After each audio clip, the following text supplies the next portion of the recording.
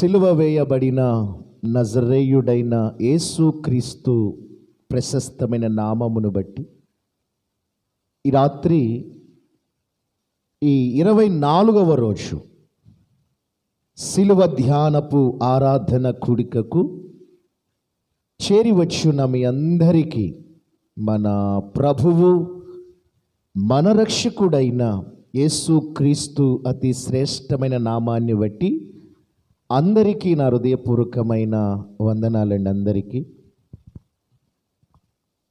ప్రియ సహోదరి సహోదరులారా,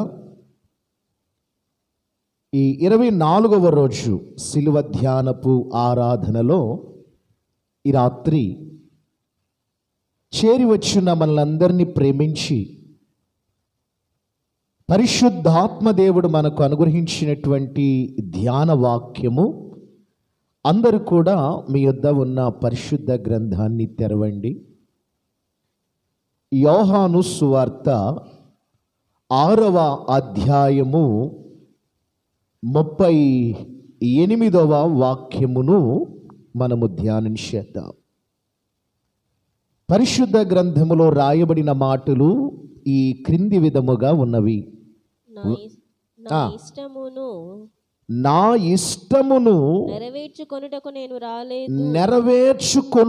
నేను రాలేదు, నన్ను పంపిన వాని చిత్తము నెరవేర్చుటకే పరలోకము నుండి దిగి వచ్చి తిని.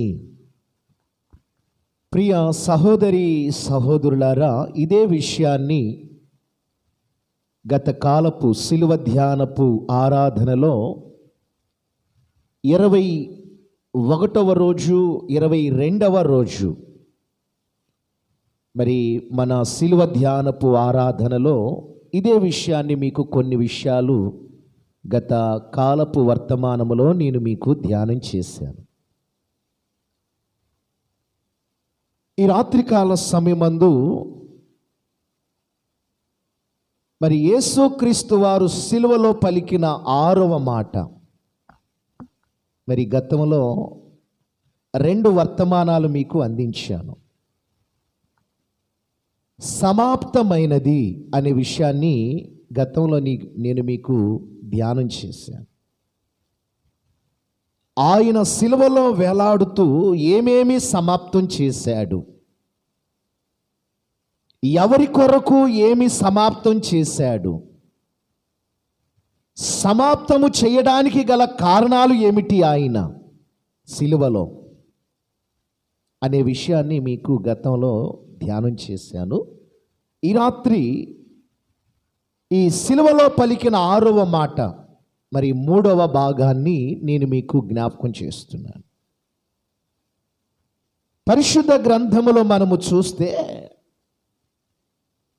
యోహాను సువార్త 6వ అధ్యాయము 38వ వాక్యములో రాయబడిన మాట ఏమిటంటే, యేసుక్రీస్తు శరీరధారుడుగా ఈ భూలోకానికి ఆయన వచ్చి సిలువలో తన ప్రాణాన్ని బలర్పణ చేయడానికి గల కారణం ఏంటి అని మనం ఆలోచిస్తే 2026 సంవత్సరాల క్రితము శరీరధారుడుగా యేసుక్రీస్తు వారు పరిచర్య చేస్తా ఉన్న ఆ దినాలలో, ఆ రోజుల్లో ఆయన మాట్లాడిన మాటను ఈ చదవబడిన వాక్యములో మనము చూస్తున్నాం.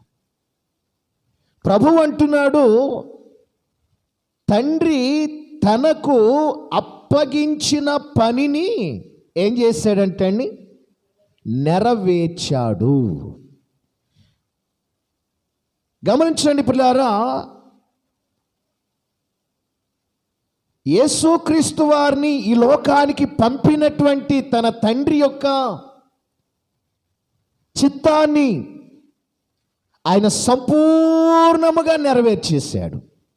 నెరవేర్చవలసింది ఏది కూడా మిగలకుండా నెరవేర్చేశాడు. ఆయన అంటున్నాడు,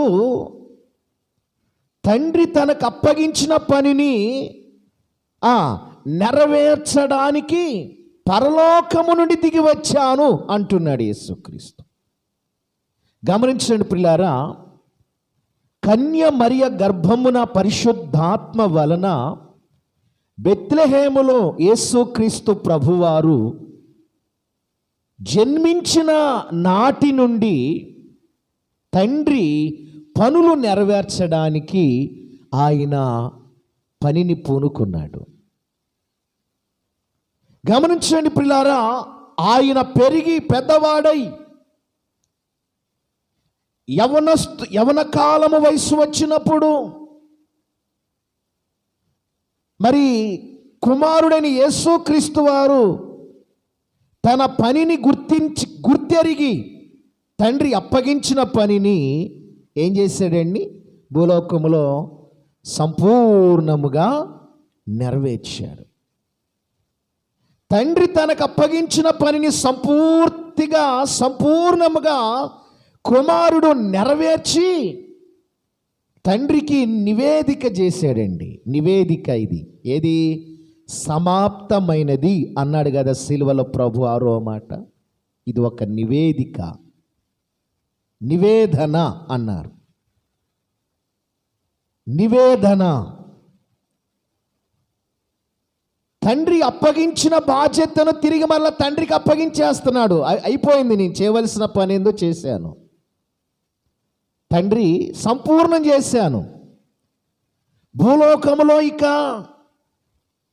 ఏది కూడా మిగలనివ్వకుండా చేయవలసిన పని అంతా కూడా సంపూర్తిగా నెరవేర్చి నీ ఇష్ట ప్రకారమే భూలోకములో నేను జరిగించి ఇదిగో ఈ కలువరి సిలువలో వేలాడుతూ ఉన్నాను నా ప్రాణాన్ని త్యాగం చేయడానికి. దేవునికే మహిమ కలుగునుగాక. హల్లెలూయా. గమనించండి, రాత్రి నేను మీకు ధ్యానం చేస్తా ఉన్న ధ్యాన వాక్యము మూల అంశం ఏంటంటే, యేసుక్రీస్తు వారు సిలువలో పలికిన ఆరో మాట సమాప్తమైంది. ఆయన ఏమి సమాప్తం చేశాడు అంటే, తండ్రి తనకు అప్పగించిన పనిని నెరవేర్చాడు. ఆ నెరవేర్చడమే సమాప్తము. తండ్రి తనకు ఎలాంటి బాధ్యతను అప్పగించాడు. గమనించండి, లూకాసు సువార్త చూడండి, 2వ అధ్యాయము. లూకాసు సువార్త 2వ అధ్యాయము 49వ వాక్యము. ఆయన మీరేలా నన్ను వెదుకుచుంటిరి? ప్రభు అంటున్నాడు, మీరెందుకు నన్ను వెతుకుతూ ఉన్నారు? నేను నా తండ్రి పనుల మీద నుండవలెనని ఈ లోకానికి నేను ఎందుకు వచ్చాను? నా తండ్రి కొన్ని పనులు నాకు అప్పగించాడు. నా తండ్రి నన్ను కొన్ని పనులు చేయమని నాకు కొన్ని బాధ్యతలు ఇచ్చాడు. ఆ బాధ్యతలు నెరవేర్చడానికి నేను ఈ లోకానికి వచ్చాను. అందుకే నేను నా తండ్రి పని మీద నేను ఉన్నాను అంటూ ఏమంటున్నాడు ప్రభువారు? నా తండ్రి పనుల మీద ఉండవలెనని, నా తండ్రి పనుల మీద ఉండవలెనని మీరెరుగరా? నేను నా తండ్రి పనుల మీద ఉన్నాను. నా తండ్రి యొక్క పనులు చేయడానికి భూలోకానికి వచ్చాను నేను. నా తండ్రి నాకు కొన్ని పనులు అప్పగించాడు. ఈ భూలోకంలో ఈ పనులు చేసి వాటిని విజయోత్సాహంతో నిర్వహించి ఒక బాధ్యతగా నీవు ఆ పనులను నిర్వర్తించి రా అని నా తండ్రి నాకు అప్పగించాడు.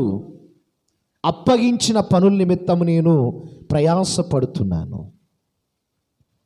నా తండ్రి నాకు అప్పగించిన పనులు నెరవేర్చటయందు నేను ప్రయాసపడుతున్నాను. నేను నా పనుల నిమిత్తం ఈ లోకానికి రాలేదు. నా కొరకు నేను రాలేదు. నా తండ్రికి కొరకు నేను ఈ లోకానికి వచ్చాను అంటూ ఏమంటున్నాడు? నా తండ్రి పనుల యందు నేనుండవలెనని మీరు ఎరుగరా అంటున్నాడు. ఇంకా మనము చూస్తే యోహాను సువార్త 4వ అధ్యాయం అండి, 34వ వాక్యం కూడా చదవండి. తండ్రి తనకి ఎలాంటి పనులు అప్పగించాడు భూలోకంలో కుమారుడికి? యేసు వారిని చూచి వారిని ప్రభువారు ఆ రోజు చూచి నన్ను పంపిన వాని చిత్తమును నెరవేర్చుటయే ఆయన పని తుదముట్టించుటయే నాకు ఆహారమైంది. ఏమంటున్నాడండి? ఏమండి, ఎవరితో మాట్లాడుతున్నాడు ఈ మాట? ఏమండి, సమరయ పట్టణములో ఉన్నటువంటి సుకారు అనే బావి దగ్గర, యాకోబు త్రవించిన బావి దగ్గరకు ప్రభు వచ్చాడు. చాలా అలసట చెంది వచ్చాడు. శిష్యులకు చెప్పాడు, అరే ఆ ఎదురుగా కనబడుతున్న గ్రామానికి వెళ్ళండి, రొట్టెలు ఆకలిగా ఉన్నది, రొట్టెలు పట్టుకొని రండి అని శిష్యులందరినీ పంపించేశాడు. శిష్యులందరూ కూడా ప్రభువారికి ఆహారం తీసుకొద్దామని ఆ ఎదురుగా ఉన్న గ్రామానికి వెళ్ళిపోయారండి. యేసు ఒక్కడే యాకోబు బావి దగ్గర ఒక్కడే ఉన్నాడు. దప్పిక వేస్తా ఉంది, దాహం వేస్తా ఉంది. శిష్యులేమో ఆహారము తీసుకొని రండి, రొట్టెలు కొనుక్కొని రండి, ఆహారము తీసుకొని రండి అని వాడిని పంపించేశాడు. సమరయ స్త్రీతో ప్రభు మాట్లాడుతున్నాడు. దేవునికి మహిమ కలుగునుగా. ఈలోపు శిష్యులు ఆహారం పట్టుకుని వచ్చారు ప్రభువారికి. చూడు బిళ్ళారా, అప్పుడు ప్రభువారు దీర్ఘంగా సంభాషణ చేస్తున్నాడు. ఎవరితో? సమరయ స్త్రీతో సంభాషణ చేస్తున్నాడు. తీవ్రమైన సంభాషణ. ఆత్మాభిషేకముతో, ఆత్మ పరిపూర్ణత కలిగినటువంటి దేవుడు ఆత్మాభిషేకముతో ఆమెతో మాట్లాడుతున్నాడు. ఇక ఆయన ఆకలి మర్చిపోయాడు. ఎవరు? ప్రభువారు ఆకలి మర్చిపోయాడు. బోధకుడా, నీ కొరకు ఆహారం తీసుకొచ్చాము అని శిష్యులు అంటున్నారు. ప్రభు ఇప్పుడు సమరయ స్త్రీతో మాట్లాడుతున్నాడు. ఆ సమరయ పట్టణంలో ఉన్నటువంటి పిల్లరా, సమరయ స్త్రీ తీసుకొని వచ్చిన ప్రజలందరితో ప్రభు మాట్లాడుతున్నాడు ఇప్పుడు అక్కడ. ఇక ఆయనకు ఆకలి వేయలేదు. శిష్యులేమో ఆహారం పట్టుకుని వచ్చారు. అప్పుడు అంటున్నాడు ప్రభు, ఏమంటున్నాడండి? చదవండి మరొకసారి. యోహాను సువార్త 4వ అధ్యాయము 34వ వాక్యం అండి. యేసు శిష్యులను చూచి అంటాడు, నన్ను పంపిన వాని చిత్తము నెరవేర్చుటయే. ఓ శిష్యులారా, నన్ను పంపిన వాని చిత్తమును నెరవేర్చుటయు ఆయన పని. 2, ఆయన నాకు అప్పగించిన పనిని తుదుముట్టించుటయు నాకు ఆహారమై ఉన్నది. ఆత్మీయ ఆహారం ప్రజలకు నేను వడ్డిస్తున్నాను. ఇప్పుడు ఒక్క సమరయ స్త్రీ తాను చెప్పిన సాక్ష్యాన్ని బట్టి సమరయ ప్రాంతం అంతా కూడా కదిలి వచ్చింది ఇప్పుడు నా దగ్గరకు. వారికి నేను ఆత్మీయమైన ఆహారాన్ని నేను వడ్డిస్తున్నాను. మీరేంటి శారీరకమైన ఆహారమును పట్టుకుని వచ్చి బోధకుడా ఇవి తినండి అంటున్నారు మీరు? అసలు నేను ఈ లోకానికి ఎందుకు వచ్చానంటే నన్ను పంపిన వాని చిత్తమును తుదముట్టించడానికి వచ్చాను నేను. మీరు చూస్తున్నారు కదా ఈ ప్రజావాకిని, ప్రజలను, వీరి కొరకు నేను వచ్చాను. వీరికి ఆత్మీయమైన ఆహారాన్ని వడ్డించడానికి వచ్చాను. వీరికి నేను జీవజలములను త్రాగనింపడానికి వచ్చాను. నా తండ్రి వీరి నిమిత్తము నన్ను ఈ లోకానికి వీరి కొరకు పంపించాడు నా తండ్రి. మరి నా తండ్రి పని చేయాలి కదా, నేను నా తండ్రి ఉద్దేశాలన్నీ కూడా నేను నెరవేర్చాలి కదా అని శిష్యులతో ప్రభు అంటున్నాడు. దేవునికి మహిమ కలుగునుగాక. ఇక్కడ కూడా యోహాను సువార్త 6వ అధ్యాయము 38వ వాక్యములో ప్రభు ఏమంటున్నాడండి? ఏమండి, ఇక్కడ కూడా ఏమంటున్నాడు తెలుసా? ఏమండి, నా ఇష్టము నెరవేర్చుకొనుటకు నేను రాలేదు కానీ నన్ను పంపిన వాని చిత్తము నెరవేర్చుటకే పరలోకము నుండి దిగి వచ్చి తిని. దేవునికే మహిమ కలుగునుగాక. పరలోకము నుండి కుమారుడి లోకానికి ఎందుకు దిగి వచ్చాడంటే తన ఇష్టాన్ని నెరవేర్చుకొనడానికి రాలేదు కానీ తండ్రి యొక్క ఇష్టాన్ని ప్రజల దగ్గర ప్రజలకు అనుగ్రహించి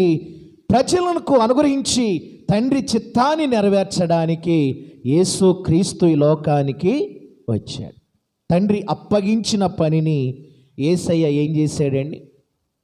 సిలువలో నెరవేర్చి సమాప్తమైపోయింది అని చెప్పేశాడు.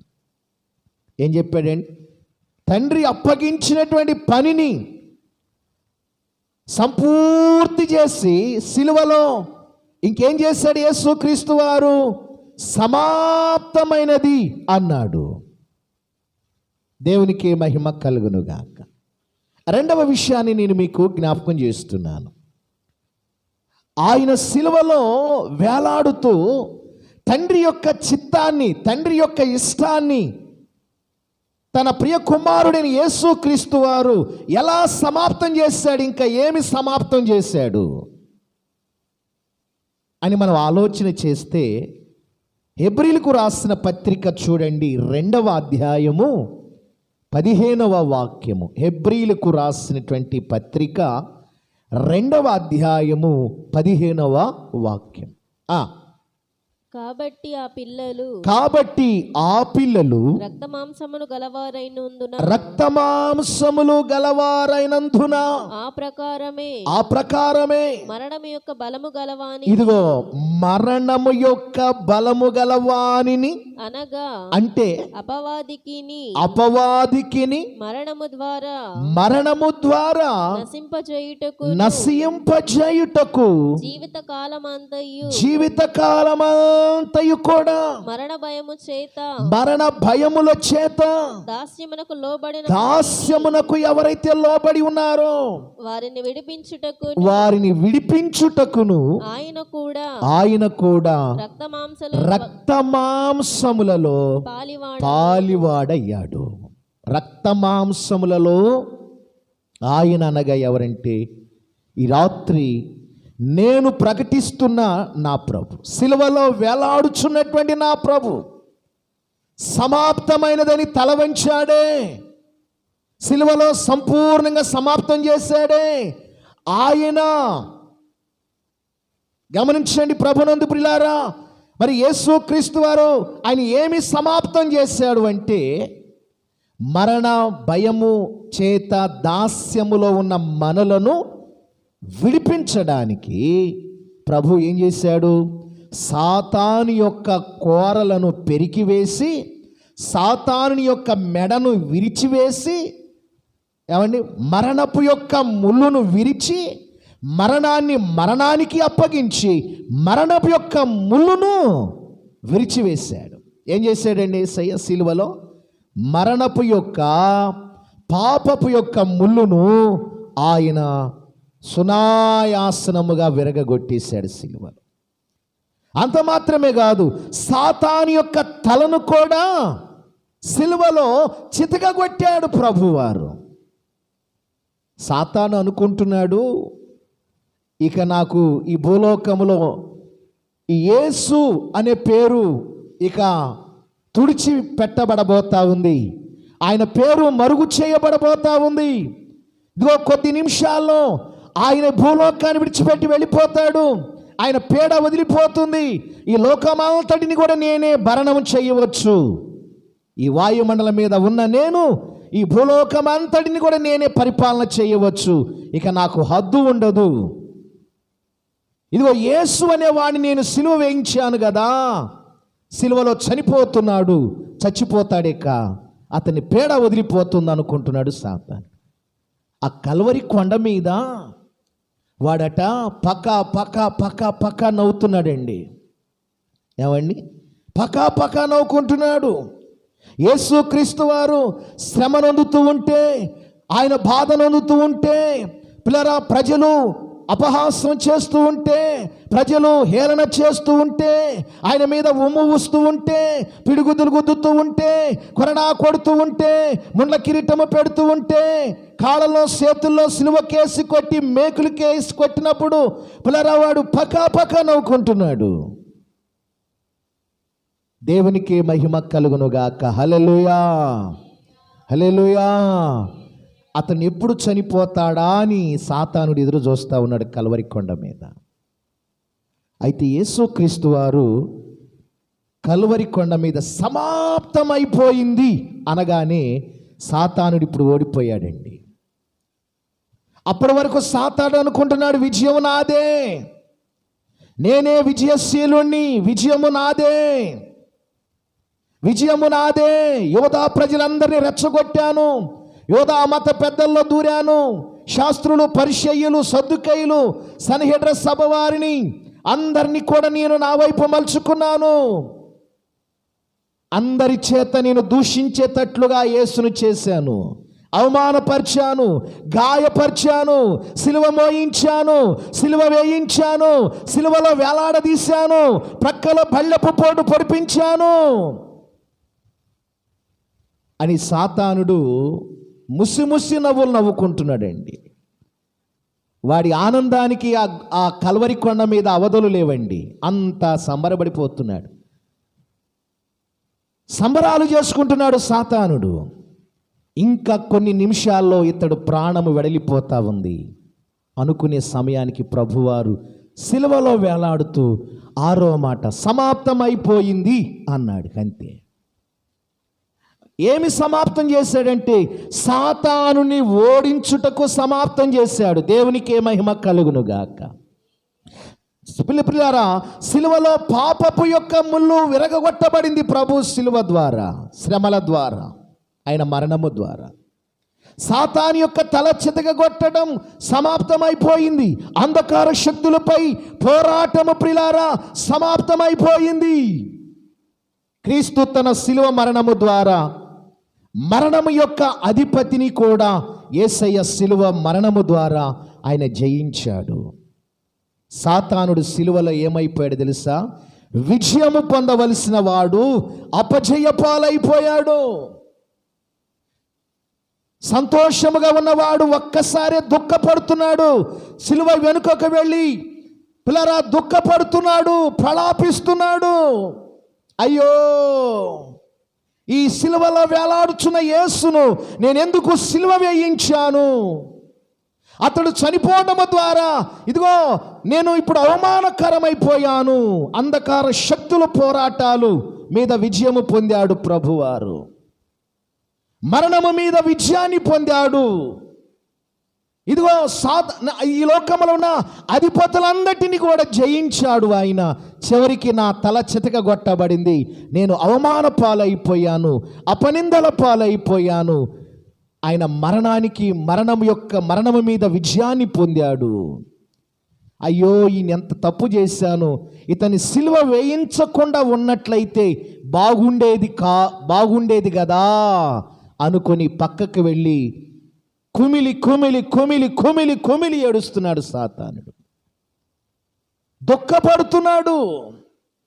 దేవునికే మహిమ కలుగునుగాక. హల్లెలూయా. సిలువలో యేసయ్య ఏమి సమాప్తం చేశాడు తెలుసా?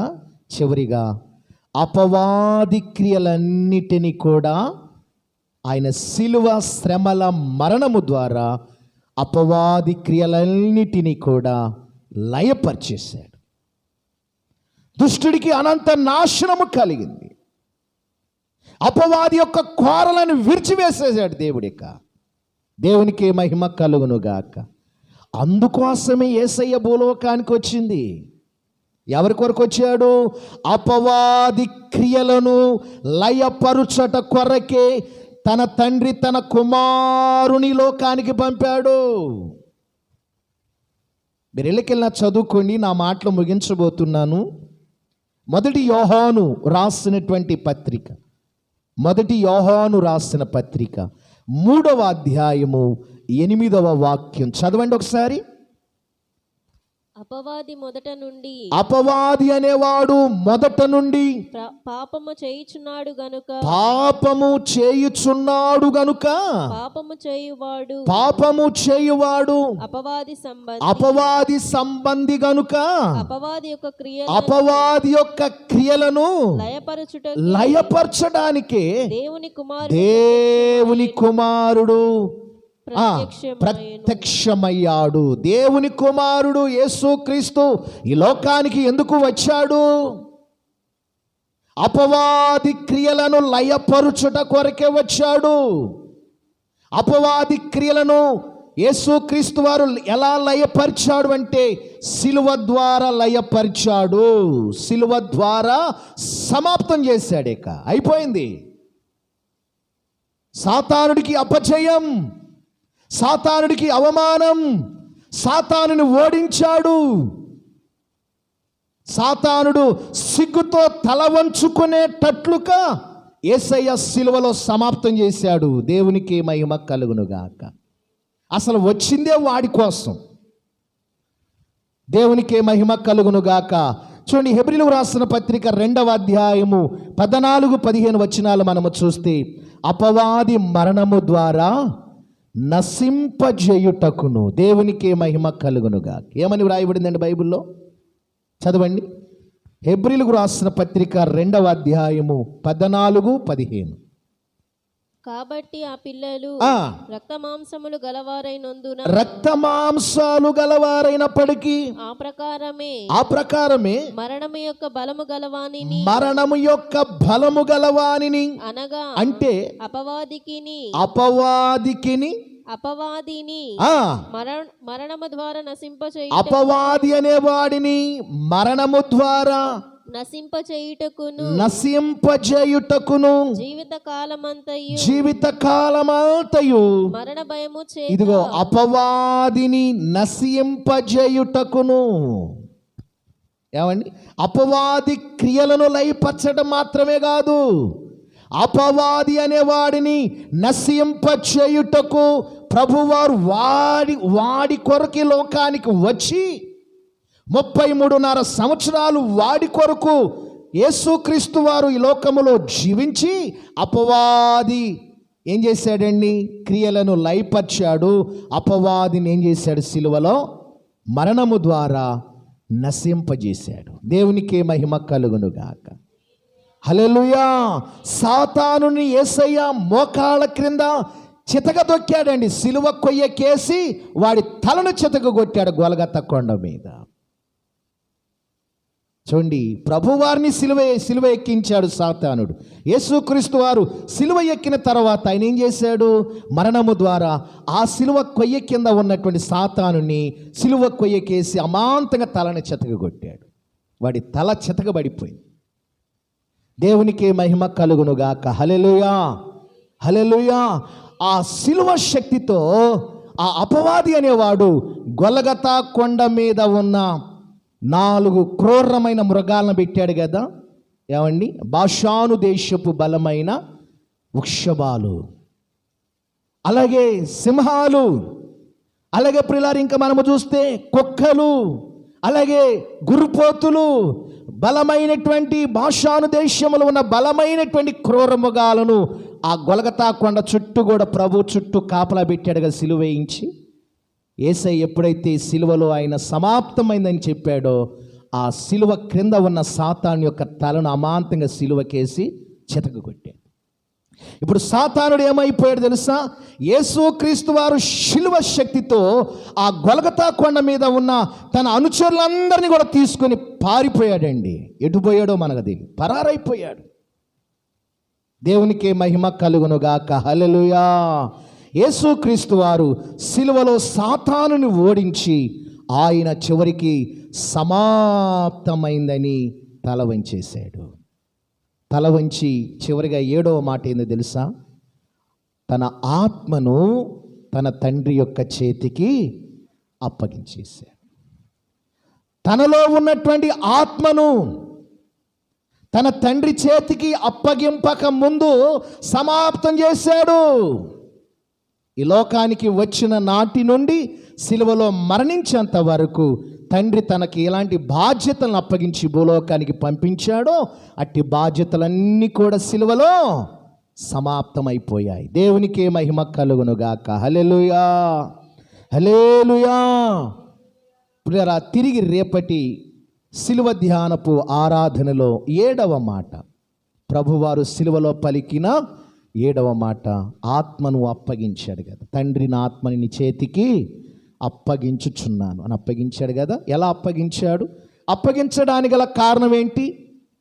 అప్పగించబడినప్పుడు జరిగిన పరిస్థితులు ఎలా ఉన్నాయి అనే విషయాన్ని తిరిగి రేపటి శిలువ ధ్యానపు 25వ రోజు శిలువ ధ్యానపు ఆరాధనలో 7వ మాటతో మరలా మనం కలుసుకుందాం. అప్పటి వరకు దైవ కృప, దైవ ఆశీస్సులు మీ అందరికీ తోడై నడిపించునుగాక. ఆమేన్. దయచేసి